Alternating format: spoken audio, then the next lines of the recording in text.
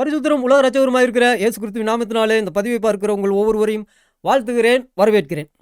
அதாவது நேற்று பதிவில் சாக்கிர் நாயக்கும் வான்கோழி முட்டையும் அப்படிங்கிற ஒரு தலைப்பில் ஒரு வீடியோ பார்த்தோம். அதே போல் இன்னொரு பச்சை பொய்யை 2 விதமான பச்சை பொய்யை சொல்லியிருக்காப்புல. அதை இந்த வீடியோவில் 2 வீடியோவை பார்க்காம ஒரே வீடியோவாக பார்த்துருவோம். சரி, அப்படி என்ன தான் சொல்லியிருக்காப்புல, எப்படிலாம் இதுலேயும் இஸ்லாமியர்களை வஞ்சிச்சிருக்காப்புல. உண்மையை சொல்ல போனால் சாக்கிர் நாயக் தான் வஞ்சகர்களுக்கெல்லாம் வஞ்சகனாக இருப்பான் அப்படிங்கிற மாதிரி அவர் சொல்லியிருக்காப்புல. சரி, இந்த வீடியோவில் நம்ம பார்க்க போகிறோம். முதலாவது அந்த வீடியோ கிளிப்பை பார்ப்போம். பார்த்துட்டு அதுக்கடுத்து விளக்கமாக விலாவாரியாக தெளிவாக பார்ப்போம். ஐயா சொல்லுங்க. Previously we thought that the light of the moon was its own light. Recently, 100 years back, 200 years back, we came to know that the light of the moon is reflected light of the sun. The Quran mentions in Surah Furqan chapter 25 verse 61 that the light of the moon is borrowed light. It's described as munir or nur, borrowed light or reflected light. Who could have mentioned this in the Quran 14 years ago? The Quran speaks about the water cycle in great detail in several places. The water evaporates from the ocean, rises up, forms into clouds, moves in the interior, falls down the earth in several places. In Surah Az-Zumur chapter 39 verse 21, in Surah Mu'minun chapter 23 verse number 18, in Surah Rum chapter number 30 verse 24, in Surah Hijr chapter 15 verse 22, in Surah Nur chapter 24 verse 43. I can go on and quoting only the references of the water cycle in the Quran. Who could have mentioned this? We came to know recently in our school, we are taught that Bernard Palissy was the first person who described the water cycle in 1580, which is mentioned in the Quran 14 years ago. Who could have mentioned this earlier? Now there'll be a big pause. That previously we thought that the light of the moon was... சரிங்க, அவசரப்படாதீங்க, மெதுவாக ஒவ்வொன்றா பார்ப்போங்க. உங்கள் பச்சை பொய்களை அடிக்கடி வரிசை மொத்தமாக சொன்னாலும் பரவாயில்ல, பொதுவாக சொல்லியிருந்தாலும் பரவாயில்ல, மறைமுகமாக சொல்லியிருந்தாலும் பரவாயில்ல, ஒவ்வொரு வார்த்தைக்கு வார்த்தை, வரிசைக்கு வரிசை, வாக்கியத்துக்கு வாக்கியம் பச்சை போய் அடிச்சு விட்டுருக்காப்புல. அதனால எல்லாத்தையும் பார்க்க வேண்டியது அவசியம். சரி, முதல்ல இருந்து பார்ப்போம். ஐயா திரும்பவும் சொல்லுங்கய்யா. That previously we thought that the light of the moon was its own light. அதாவது இதுக்கு முன்னாடி நம்ம என்ன நினச்சிக்கிட்டு இருந்தோம் அப்படின்னா, இந்த மூன், இந்த நிலா, இந்த பாட்டி வடை சுடும்ல, அந்த நிலா அதனுடைய ஒளி, அது சொந்தமாக ஒளி கொடுக்கறது. அந்த நிலாவிலேருந்து வருகிற அந்த வெளிச்சம் சொந்தமாக நிலா வெளிச்சம் கொடுக்குது அப்படின்னு நம்ம நினச்சிக்கிட்டு இருந்தோமா? அது உண்மை தான், எதார்த்தம் தாங்க. சொல்லுங்கய்யா. Recently, 100 years back, 200 years back, we came to know... அப்போ ரீசெண்டாக 100 வருஷத்துக்கு 200 வருஷத்துக்கு முன்னாடி the light of the moon is reflected light of the sun. அப்போ நம்ம தெரிய வந்துச்சு என்ன அப்படின்னா, இந்த நிலவினுடைய வெளிச்சம் அப்படிங்கிறது இது சொந்த வெளிச்சம் கிடையாது. இது ரிஃப்ளெக்ஷனான வெளிச்சம், பிரதிபலிக்கிற ஒரு வெளிச்சம் அப்படின்னு இப்போ தான் 200-300 வருஷத்துக்கு முன்னாடி தான் நமக்கு தெரிய வந்துச்சான். சொல்லுங்கய்யா. The Quran mentions in Surah Furqan chapter 25 verse 61. அதாவது குரான் இப்போ மென்ஷன் பண்ணியிருக்கு. எதில்? 25வது அதிகாரம் 61வது வசனத்தில் மென்ஷன் பண்ணியிருக்கான். என்னையா மென்ஷன் பண்ணியிருக்கு? That the light of the moon is borrowed light. அப்படி போடு. அப்போ இந்த லைட்டு, நிலாவிலேருந்து வருகிற லைட்டு அது கடை வாங்கி வந்திருக்கு, கடை வாங்கி நமக்கு கொடுக்குது அப்படிங்கிற ஒரு லைட்டான். சரிங்கய்யா. முனீர் or நூர். அப்படி போடு. அதாவது முனீர், நல்லா கவனிச்சுக்கோங்க, முனீர் அப்படிங்கிறதுக்கும் நூர் அப்படிங்கிற ஒரு வார்த்தை பயன்படுத்தப்பட்டிருக்கான். அந்த Munir அப்படிங்கிறதுக்கும் Noor அப்படிங்கிறதுக்கும் borrowed light or reflected light. அதாவது கடை வாங்கி நமக்கு கொடுக்குற லைட்டு இல்லை அப்படின்னா பிரதிபலிக்கிற, இன்னொரு இடத்துல இருந்து அந்த லைட்டை வாங்கி நமக்கு பிரதிபலிக்கிற ஒரு லைட்டு அப்படின்னு என்னையா சொல்றீங்க? அதாவது குரான்ல 1400 இயர்ஸ் ஆகும். அதான் விஷயம். சொல்லுங்க திரும்ப. 1400 இயர்ஸுக்கு 1400 வருஷத்துக்கு முன்னாடி அதெல்லாம் சொல்லிருச்சு. எது? நிலவு ரிஃப்ளெக்டிங் லைட்டை தான், அது சொந்தமாக ஒளி கொடுக்காது, வேற இடத்துல இருந்து லைட்டை வாங்கி நமக்கு கொடுக்குது அப்படின்னு இப்போதான் 200-300 வருஷத்துக்கு முன்னாடி தான் நமக்கு தெரியுமா? ஆனால் 1400 வருஷத்துக்கு முன்னாடியே ஜிப்ரைல் மூலமா, முகமது மூலமா சொல்லிட்டாப்லையா? யாரு? அல்லாஹ் சொல்லிட்டாப்லையா? அதெல்லாம் குரான்ல எழுதி வச்சிருக்கான். சரிங்கய்யா. Quran is about the water cycle. சரி, இப்போ இந்த வாட்டர் சைக்கிள் அப்புறம் பார்ப்போம். முதல்ல இதை பார்ப்போம். எதை? இப்போ பாட்டி வடை சுடுற கதையை பார்ப்போம். The Quran mentions. இப்போ குரான் மென்ஷன் பண்ணியிருக்கு. எதில்? 25வது அதிகாரத்தில் 61வது வசனத்தில். இப்போ நேராக குரான் 25வது அதிகாரம் 61வது வசனத்துக்கு நம்ம போக போகிறோம். இதில் சாஹி இன்டர்நேஷனல் வெர்ஷன், எல்லா வெர்ஷனையும் பார்ப்போம். ஆல் வெர்ஷனை பார்த்தா தான் விளக்கமாக தெரியும். முதல்ல சஹி இன்டர்நேஷனல் வெர்ஷனில் இந்த 25வது அதிகாரம் 61வது வசனத்தில் என்ன எழுதப்பட்டிருக்கு அப்படின்னா, அப்போ blessed is you placed in the sky என்ன வச்சுருக்காங்க? ஒரு கிரேட் ஸ்டார்ஸை வச்சுருக்குறாங்க. அது பேர்னிங் லேம்ப் 1, அதுக்கப்புறம் லுமினியஸ் 3, அப்படின்னு சொல்லப்பட்டிருக்கு. இந்த லுமினியஸ் அப்படின்னா வெளிச்சம் கொடுக்குற அப்படின்னு அர்த்தம். அப்போ சாகி இன்டர்நேஷனல்லையும் அப்படித்தான் மூன் வந்து வெளிச்சம் கொடுக்குது அப்படின்னு சொல்லப்பட்டிருக்கு. அப்போ யூசுப் அலியும் என்ன சொல்கிறாப்புல அப்படின்னா மூன் வந்து லைட்டு கிவிங் லைட்டு, மூன் வந்து லைட்டை கொடுக்குது அப்படின்னு தான் சொல்லியிருக்காப்புல. அப்புறம் பிக்தாலும் என்ன சொல்லியிருக்காப்புல அப்படின்னா மூன் கிவிங் லைட்டு மூணு வந்து நிலா வெளிச்சம் கொடுக்குது அப்படின்னு சொல்லியிருக்காப்புல. அப்புறம் முகமது என்ன சொல்லியிருக்காப்புலன்னா லைட் கிவிங் மூணு, இவர் கொஞ்சம் தலைகளாக சொல்லியிருக்காப்புல, அவ்வளோதான், வேறு ஒன்றும் இல்லை, லைட் கிவிங் அப்படின்னு சொல்லியிருக்காப்புல. அப்புறம் முஸ்தபா அப்படிங்கிறவரும் அவரு ரேடியன்ட் லேம்பு, அப்புறம் க்ளோயிங் மூணு, க்ளோவ் பண்ணுது அப்படின்னு சொல்லியிருக்காப்புல. அப்புறம் இந்த அப்துல் அல்லாவின் அடிமை அவர் என்ன சொல்லியிருக்காப்புல அப்படின்னா இலுமினேட்டிங் மூன் அப்படின்னு தான் சொல்லியிருக்காப்புல. அதாவது ஒளி கொடுக்குற வெளிச்சம் கொடுக்குற சொந்தமாகவே அப்படின்னு தான் இந்த அர்த்தத்தில் இங்கே வசனம் கொடுக்கப்பட்டிருக்கு, அர்த்தம் கொடுக்கப்பட்டிருக்கு. ஆனால் சாகிர் நாய்க்கு என்ன சொல்கிறாப்புல அப்படின்னா the light of the moon is borrowed light. It is described as munir or nur. அதாவது முனீர் அல்லது நூர் அப்படிங்கிற வார்த்தை சொல்லப்பட்டிருக்கான். இந்த முனீர் நூர் அப்படிங்கிறது பாரோடு லைட்டா, அப்புறம் ரிஃப்ளெக்டட் லைட்டான் அப்படின்னு அடித்து விட்டுருக்காப்புல. சரி, இப்போ முனீர் நூறு அப்படின்னா முதலாவது என்னன்னு பார்க்க போகிறோம். இந்த பாருங்க, முனீர் அப்படின்னா இதை கிவிங் லைட் கிவிங் அப்படின்னு தான் அர்த்தம்.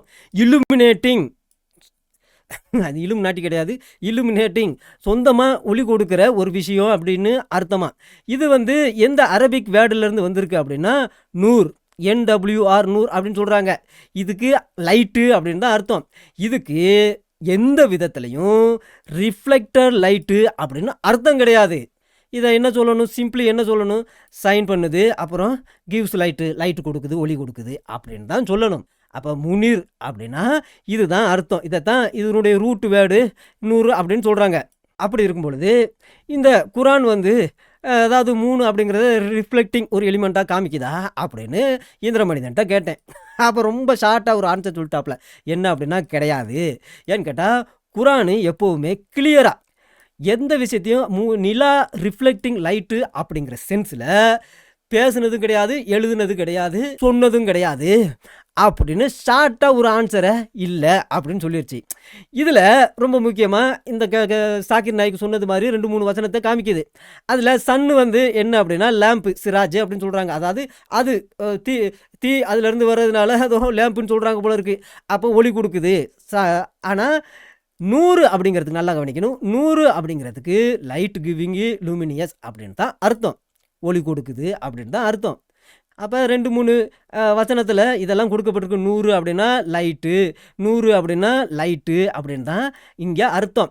அப்போ இம்பார்ட்டண்ட்டாக இங்கே என்ன தெரிஞ்சுக்கொள்ள வேண்டியது அப்படின்னா இந்த அரபிக் வேர்டு இந்த சாக்கிர் நாய்க் சொன்ன மாதிரி முனீரோ இந்த 100 அப்படிங்கிறது லைட்டு அல்லது இல்லுமினேஷன் அப்படிங்கிறது தான் அர்த்தம்.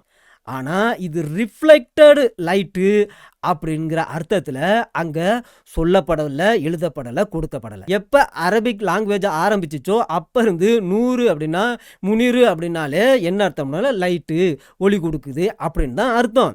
இது வந்து ரிஃப்ளெக்டட் லைட்டு அப்படிங்கிறது யாருக்குமே தெரியாது.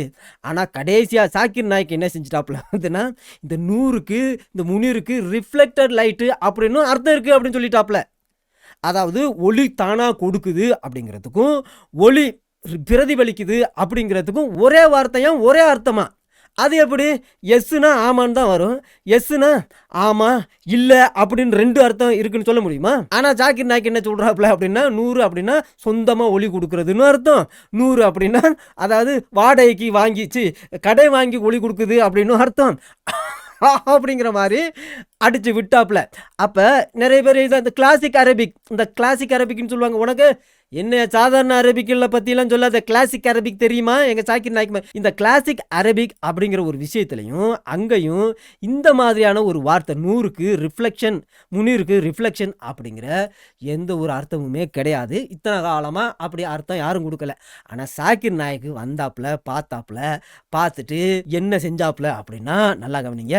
இந்த காமன் மாடர்ன் கிளைம் இப்போ தான் இந்த அப்பாலஜிஸ்ட்னு சொல்லப்படுறாங்களே அவங்கெல்லாம் ஆர்கியூ பண்ணுறவங்க, இந்த ஆர்கியூ பண்ணுறவங்க எல்லாருமே இப்போ தான் சொல்ல ஆரம்பிச்சிருக்கிறாங்க. என்ன அப்படின்னா சன் அப்படிங்கிறது சோர்ஸ் ஆஃப் லைட்டு, 3 அப்படிங்கிறது ரிஃப்ளெக்டட் லைட்டு அப்படின்னு எல்லாத்துக்கிட்டையும் பரப்பி விட்டாங்க. ஏன்னு கேட்டால் சாக்கிர் நாய்க்கு கொண்டு வந்தது இது இவங்களுக்கும் ரொம்ப வசதியாக போச்சு.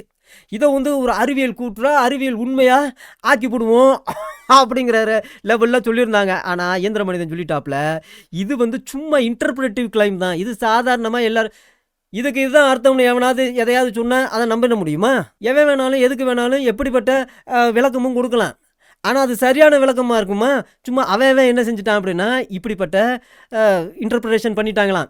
பண்ணிட்டான். ஆனால் குரான் இதை வந்து அப்படி சொல்ல கிடையாது அப்படின்னு சொல்லிட்டு ஹானஸ்டியாக, நல்லா கவனிங்க, ஹானஸ்டியாக ஸ்காலராக இருக்கிறவன் ஹானஸ்டியாக என்ன சொல்லுவான் அப்படின்னா, நல்லா கவனிங்க, ஏர்லி முஸ்லீம், அதாவது முகமதுடைய காலத்தில், முகமதுக்கு அப்புறம் இருந்த காலத்தில் அந்த சகாபாக்களும் அதுக்கப்புறம் அந்த கமெண்டேட்டர்ஸ் 200 300 400 வருஷம் கழித்து வந்து குரானுக்கு விளக்கம் எழுதுனாங்களே, அந்த கமெண்டேட்டர்ஸுக்கு கூட இந்த 3 அப்படிங்கிறது இது ரிஃப்ளெக்ட்ஸ், சன்லைட்டை ரிஃப்ளெக்ட் பண்ணுது அப்படிங்கிற விஷயம் அவங்களுக்கும் தெரியாது, சகாபாக்களுக்கும் தெரியாது, முகமதுக்கும் தெரியாது, அதை சொன்ன அந்த ஜிப்ரிலுக்கும் தெரியாது.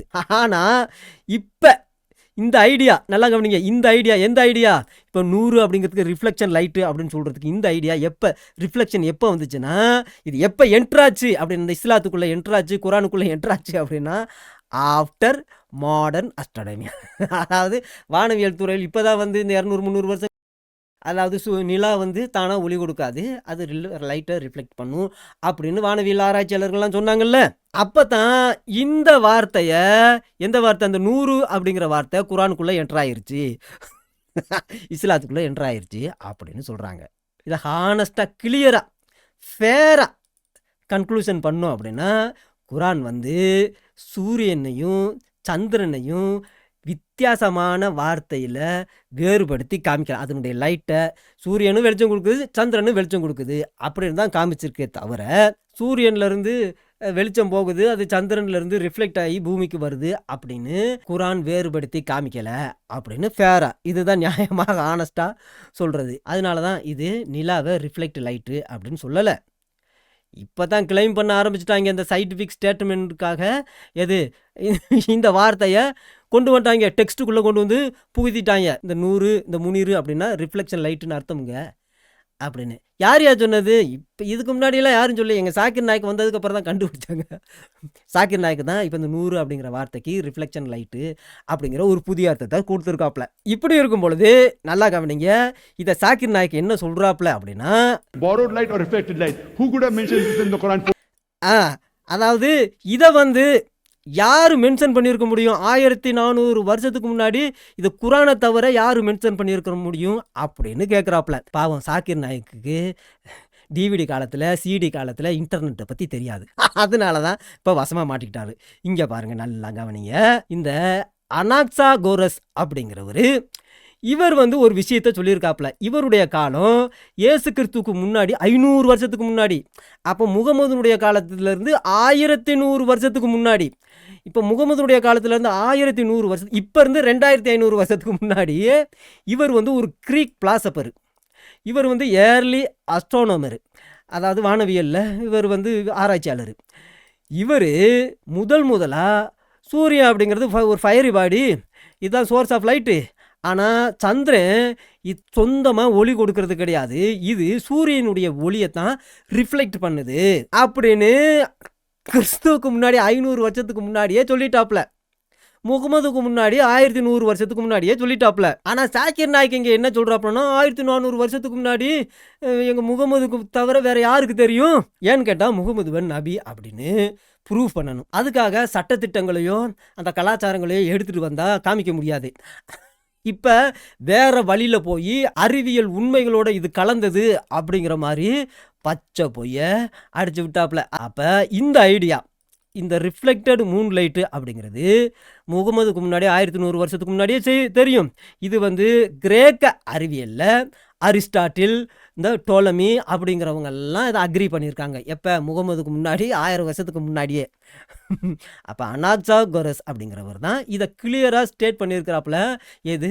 நிலா வந்து சூரியன்லேருந்து தான் ஒளி கதிர்களை வாங்கி பிரதிபலிக்குது அப்படின்னு.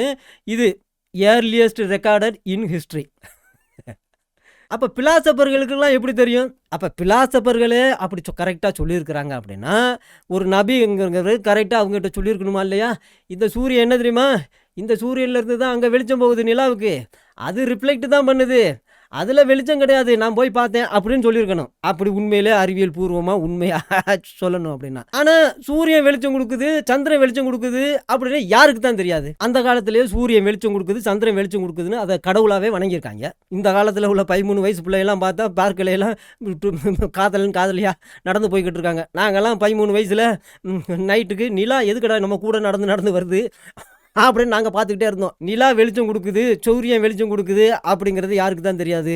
அது எல்லாத்துக்கும் தெரியும். ஆனால் இந்த ரிஃப்ளெக்டர் லைட்டு அப்படிங்கிறத முகமதுக்கு முன்னாடியே 1100 வருஷத்துக்கு முன்னாடியே ஒருத்தர் சொல்லிட்டாப்ல.